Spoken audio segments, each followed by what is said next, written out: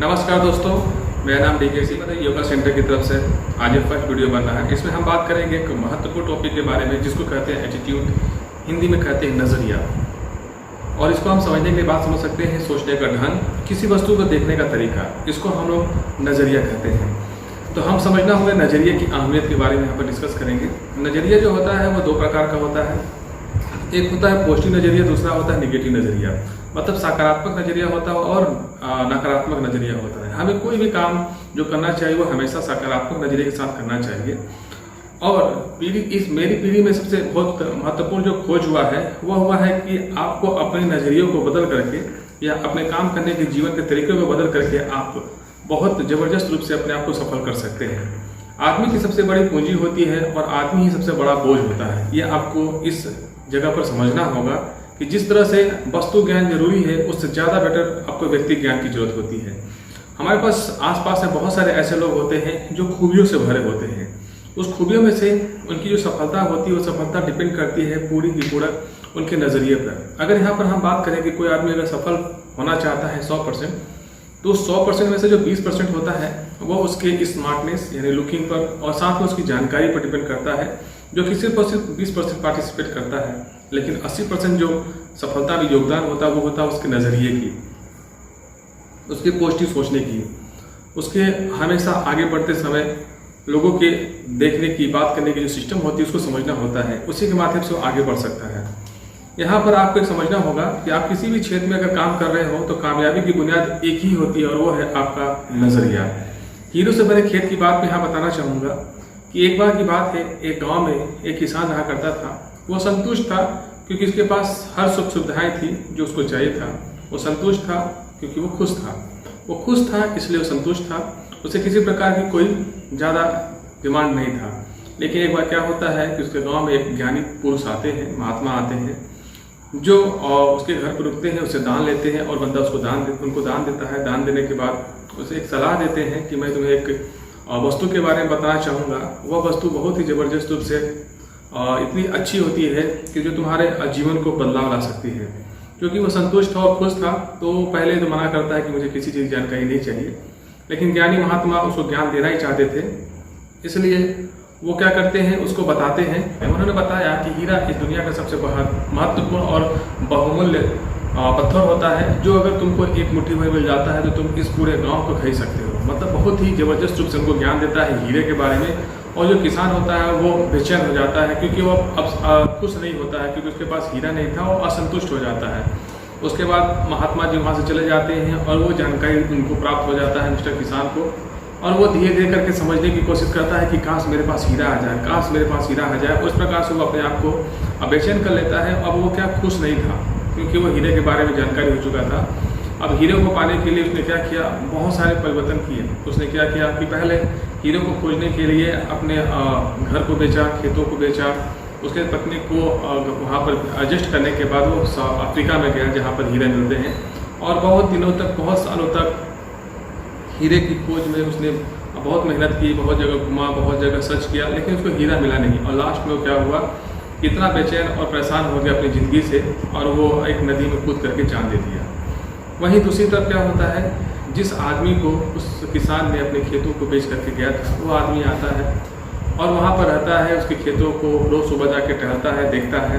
तो एक दिन क्या होता है कि जिस आदमी ने उसके खेत को लिया था वो खेतों में जा करके जब घूमता रहता तो उसे चमकता हुआ एक पत्थर नज़र आता है। उस पत्थर को ले आता है और उसको विचार बनता है कि इस पत्थर को अपने द्वार पर लगा देते हैं क्योंकि बहुत अच्छा चमक रहा है। जब लगा देता है, फिर कुछ समय के बाद वही महात्मा उसी गांव में उसी घर के पास पहुंचते हैं। बाहर में पत्थर देखते हैं, को समझ में आ जाता है तो पत्थर हीरा है, ये पत्थर नहीं हीरा है। फिर उसके बाद सोचे उसको बंदे को बुला दिया जाए कि वो कहाँ से ढूंढ के लाया। जब कॉल करते हैं अंदर से एक आदमी आता है, बोलता है ना मैं वो नहीं हूँ जो जिसको आपने वो ज्ञान दिया था, वो तो दूसरी जगह चला जा चुका है। और ये पत्थर जो आप देख रहे हैं ये तो हमारे खेतों में बहुत पड़े हुए हैं। फिर वो जाता है, उनको खेतों में दिखाते हैं तो बताते हैं कि ये तो जो पत्थर है हीरा है। तो इससे हमें समझ में आता है कि वो बंदा जो पहले उस खेत को बेच करके चला जाता है और बाहर में जाकर के दुनिया में हीरा खोजता रहता है, वो एक्चुअली उसके खेतों में ही था जो कि उसके आसपास में था। तो इस कहानी से हमें ये सीख मिलती है कि जब हमारा नज़रिया सही होता है तब हम सभी को हम सब हीरे के खान पे होते हैं। और दूसरी बात, दूसरे लोगों को जो सफल देखते हैं, उनकी जो खेत होती है वो हमेशा हमें हरी दिखती है। और मौके को पहचानना चाहिए हमको, जो भी मौका आपको मिलता है उसको पहचानना चाहिए। अगर आप मौके को नहीं पहचानते हैं तो एक बार जो मौका आती है दोबारा आएगी वो ऐसी हो, ये संभव नहीं होता है। इसलिए सही समय पर सही फैसला करना बहुत महत्वपूर्ण होता है। और सही फैसला कैसे होता है? जब आपके पास सही नज़रिया होता है। सही नज़रिया मतलब क्या होता है? जब आपके पास सकारात्मक विचार होते हैं। सकारात्मक विचार मतलब क्या होता है? जब आप अच्छे लोगों के साथ रहते हैं। हमारा जो नज़रिया होता है उसको तय करने वाले जो कारक होते हैं मेनली 3 ही होते हैं। पहला कारक क्या होता है? हमारा इन्वायरमेंट, हमारा माहौल। दूसरा जो कारण होता है वो होता है हमारा एक्सपीरियंस, मतलब तजुर्बा, काम करने का जो समय बीतने के साथ साथ हमको तजुर्बा मिलता है, उसी को हम लोग कहते हैं दूसरा कारण होता है। तीसरा कारण क्या होता है? शिक्षा, एजुकेशन, जो हमें किताबों में पढ़ाया जाता है, जो स्कूलों में पढ़ाया जाता है, जिसे हम ज्ञान मंदिरों में जाकर लेते हैं। इस प्रकार से हमारे नजरिए को तय करने वाले मेन कारण क्या होता है? तो पहला आपका एनवायरनमेंट, दूसरा आपका एक्सपीरियंस और तीसरा आपका एजुकेशन होता है। यहाँ पर एक बात आपको समझना होगा कि एक जो मामूली कर्मचारी होता है वो अच्छे माहौल में रह करके अपने कार्य करने की क्षमता को बढ़ा लेता है। इसका जस्ट उल्टा भी सही होता है। एक बहुत अच्छा कर्मचारी जो बेहतर काम करता है वो बुरे माहौल में चला जाता है तो उसके कार्य करने की जो क्षमता होती है वो गिर जाती है, वो घट जाती है। यहाँ पर हम कुछ बात करेंगे कि सकारात्मक नज़रिए के क्या फ़ायदे होते हैं। अगर हम सकारात्मक नज़रिया अपनाते हैं तो हमें क्या क्या फ़ायदे होते हैं। तो पहला पॉइंट यहाँ पर देखेंगे, उत्पादकता में बढ़ता है। जो हमारी कार्य करने की क्षमता होती है, जो हमारी प्रोडक्टिविटी होती है वो बढ़ती है। दूसरा क्या होता है? मिलजुल कर काम करने की जो प्रेरणा होती है वो हम सभी में आती है। तीसरा, जो भी मुश्किलें हमें मिलती है उसको सुलझाने में हमको सहयोग और सहायता मिलता है। चौथा क्या है? क्वालिटी, जो कार्य करने की क्वालिटी होती है वो पहले की तुलना में बहुत ही बेहतर बन जाता है। और पांचवा पॉइंट क्या होता है कि काम करने वाली जगह पर भाईचारे का माहौल बन जाता है। तो ये हमारे सकारात्मक काम करने के 5 फायदे होते हैं। अगर हम घटिया माहौल में काम करते हैं, घटिया नजरिए वाले लोगों के साथ अपना जीवन व्यतीत करते हैं तो हमें बहुत प्रकार के नुकसान भी होते हैं। पहला है कड़वाहट। आपसी कड़वाहट होता है, आपस में ही कंपटीशन होता है और एक दूसरे को नीचा दिखाने का काम किया जाता है। दूसरा पॉइंट होता है नाराजगी। एक दूसरे से लोग नाराज होते रहते हैं, एक दूसरे को तकलीफ देते हैं। तीसरा पॉइंट होता है सभी के पास कोई मकसद नहीं होता है, बिना मकसद की अपनी ज़िंदगी को बिताने लगते हैं लोग, जिनके पास घटिया नजरिए वाले लोगों के पास।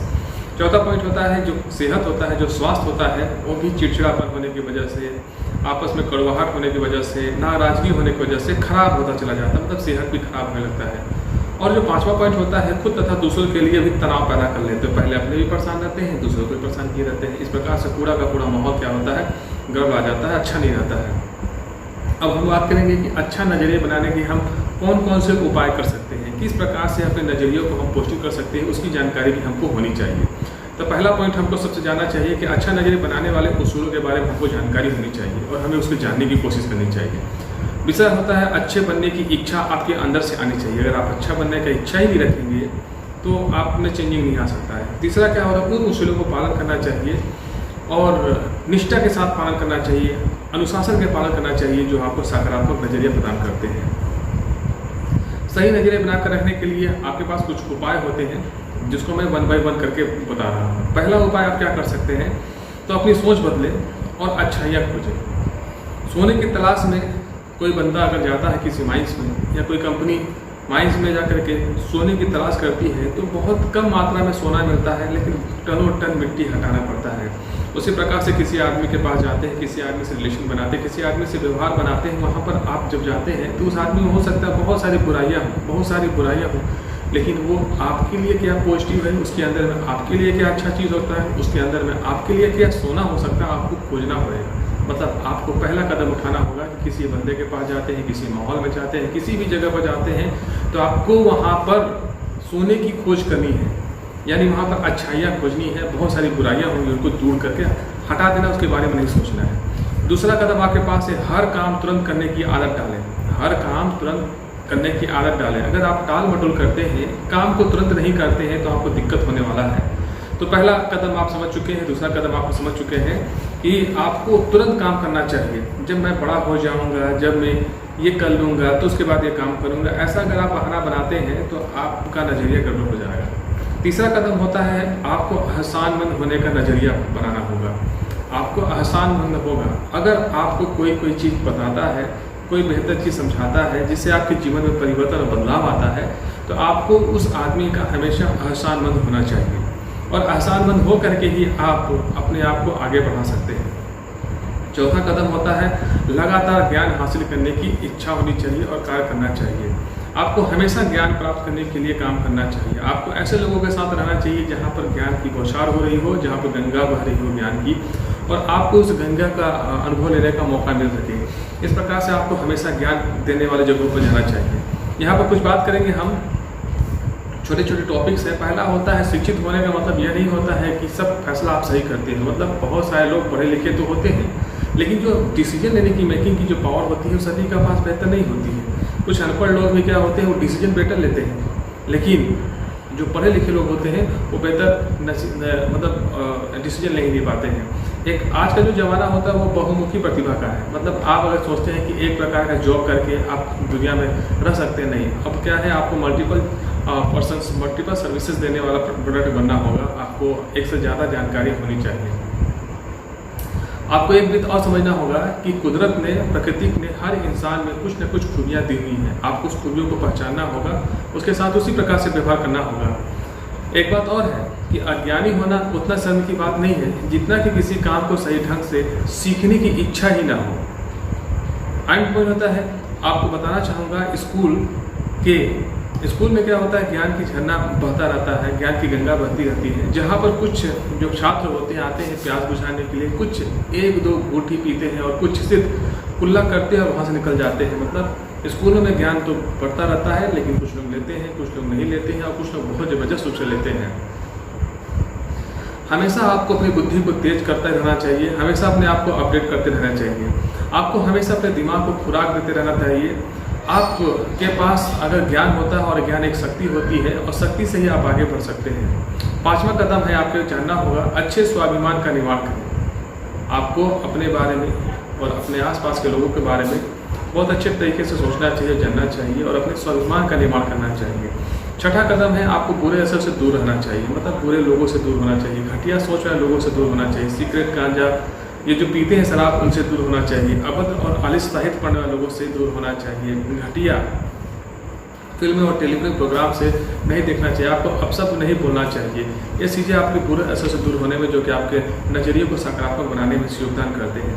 सातवां कदम होता है, जो काम जरूरी है उसे पसंद करना सीखिए। मतलब जो काम आपको मिला है, जिस काम के लिए आपको अभी काम करना है, जैसे छोटे बच्चे जो होते हैं, जो स्टूडेंट होते हैं, उनको पढ़ाई सबसे इम्पोर्टेंट होती है, पढ़ाई पर ध्यान देना चाहिए। उसी प्रकार से किसी को क्या होता है, जिस मन मुताबिक जॉब चाहिए होता है, उस मन मुताबिक जॉब नहीं मिलता है, तो वो दूसरे जॉब में ज़्यादा मन लगाते हैं और अपने जो जॉब मिला होता है उसमें ध्यान नहीं देते हैं। तो आपको समझना होगा कि जो काम आपको भी मिला हुआ है उसमें अपना मन लगाना है, उसको सही ढंग से करना है और उसमें आपको पसंद करना होगा। आठवां कदम जो महत्वपूर्ण और सबसे ज़बरदस्त रूप से महत्वपूर्ण होता है, अच्छे ढंग से दिन की शुरुआत करें। सुबह सुबह आपको जल्दी से जल्दी उठना चाहिए। सूर्योदय होने से पहले उठना चाहिए और अपने नित्य कर्म को बहुत ही अच्छे ढंग से पूरे शिष्ट बना के चलना चाहिए। इस प्रकार से हम आपको 8 कदमों के बारे में यहाँ बताते हैं जो आपको विजेता बनाता है। पहला कदम क्या है, अच्छा खोजी बने। दूसरा कदम क्या होता है, हर काम को तुरंत करने की आदत डालें। तीसरा कदम क्या होता है, एहसानमंद होने का नज़रिया बनाएं। चौथा कदम, लगातार सीखते रहने की आदत डालें। पांचवा, अच्छे स्वाभिमान का निर्माण करें। और छठवां है, बुरे असर से दूर रहें। सातवां है, जो काम जरूरी है उसे पसंद करना सीखें और अच्छे ढंग से दिन की शुरुआत करें। तो आज का ये हमारा टॉपिक नज़रिए की अहमियत के बारे में है। इसको समाप्त करते हुए एडी मदर योगा सेंटर की तरफ से धर्मेंद्र कुमार सिंह का प्रणाम, नमस्कार, धन्यवाद।